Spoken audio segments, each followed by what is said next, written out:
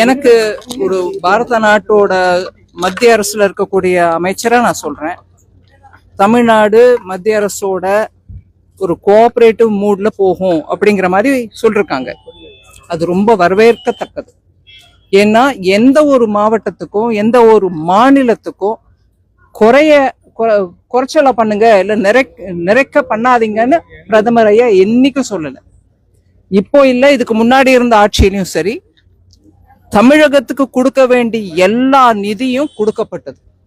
அதை தவிர பெரிய பெரிய ப்ராஜெக்ட் தூத்துக்குடி மாதிரி இடத்துல பெரிய ப்ராஜெக்ட்ஸ் எல்லாம் கூட அப்போ எடுத்துட்டு வந்தோம். இப்பவும் தமிழகத்துக்கு கொடுக்க வேண்டிய எல்லா விதமான உதவிகளும், அவங்களுக்கு உரிமையாக கொடுக்க வேண்டிய தொகைகளும் கட்டாயமாக கொடுக்கப்படும். சட்டப்பேரவையில கூட்டத்தொடரும் போது அப்போதைய முதல்வர் முன்னாள் முதல்வர் ஒரு குட்டிக்கலம் விமர்சனம் பண்ணிருந்தார். அதை எப்படி பாக்குறீங்க? அரசியல் விமர்சனம் சட்டசபையில பண்ணாம வேற எங்க பண்ண முடியும்? எதிர்கட்சியும் பதில் சொல்லட்டும், ஆளும் கட்சியும் பேசட்டும். அதனால தப்பு ஒண்ணும் இல்லைங்க.